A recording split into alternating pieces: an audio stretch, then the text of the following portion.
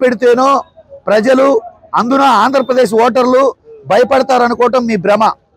అట్లా భయపెట్టిన వాళ్ళందరూ కాలగర్భంలో కలిసిపోయారు. ప్రేమతో అభిమానంతో దగ్గర చేసుకొని మీరు పరిపాలించండి. ఇందిరాగాంధీ గారు కానీ, ఎన్టీ రామారావు గారు కానీ, రాజశేఖర రెడ్డి గారు కానీ, జగన్మోహన్ రెడ్డి గారు కానీ ప్రజల మనసులో ఎందుకు కొలువై ఉన్నారు అంటే పేద ప్రజల్ని, ఆకలిగా ఉన్న వాళ్ళని ఆదుకొని సంక్షేమం ఇచ్చి వాళ్ళని సంరక్షణగా చూసుకోబట్టే ఈ రోజుకి ప్రతి ఇంటిలో ప్రతి గుండెలో జగన్మోహన్ రెడ్డి గారి ఫోటో పెట్టుకొని ఉన్నారు. ఈరోజు అధికారం లేకపోయినా, ఆయనకి పదవి లేకపోయినా, ఆయనకి సెక్యూరిటీ లేకపోయినా, ఆయన మీటింగ్ పెట్టకపోయినా జస్ట్ వస్తున్నాడు అంటే లక్షలాదిగా ప్రజలు కుప్పలు తెప్పలుగా పోలీసు అడ్డంకులను దాటుకొని కేసులకి భయపడకుండా రోడ్లు బ్లాక్ చేసిన పొలం గట్ల మీద పరిగెత్తుకుంటూ మేడలు మిద్దెలు గోడలు ఎక్కి జగన్మోహన్ రెడ్డి గారిని చూడటం కోసం, ఆయన్ని విష్ చేయడం కోసం వస్తున్నారంటే దీన్ని బట్టే మీకు అర్థం కాలేదా? అందుకే జగన్మోహన్ రెడ్డి గారికి ఆ బలం ఉందనే కూటమికి ఈ భయం.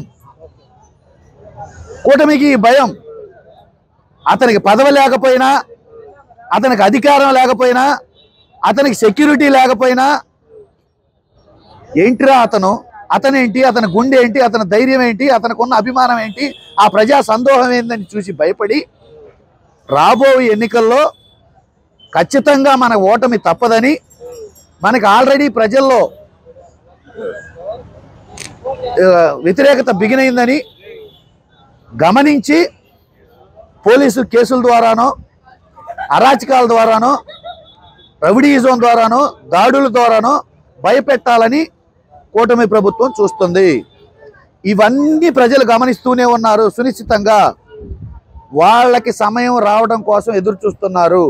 ఆ సమయం వచ్చిన రోజున, ఎన్నికల డేట్ అనౌన్స్ చేసిన రోజున, ఎన్నికల కోడ్ బిగినైన రోజున మామూలుగా ఉండదు, మీ పని మామూలుగా ఉండదు. అందుకే తిరగండి, గుడులు తిరగండి, గోపురాలు తిరగండి, పొర్లు దండాలు పెట్టండి, మొక్కండి, ఫ్లైట్ టికెట్లు బుక్ చేసుకోండి. ఎందుకంటే అప్పటికప్పుడు మళ్ళీ ఫ్లైట్ టికెట్లు దొరకపోవచ్చు. మీకు కౌంటింగ్ బిగిన్ అయ్యి మ్యాండేట్ వచ్చింది అన్న తెలిసిన రోజున మీకు ఉంటదే చింత భజనే. కాబట్టి కొంచెం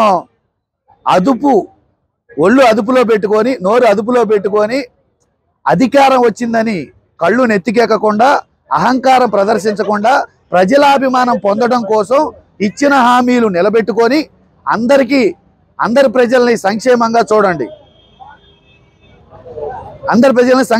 చూడండి.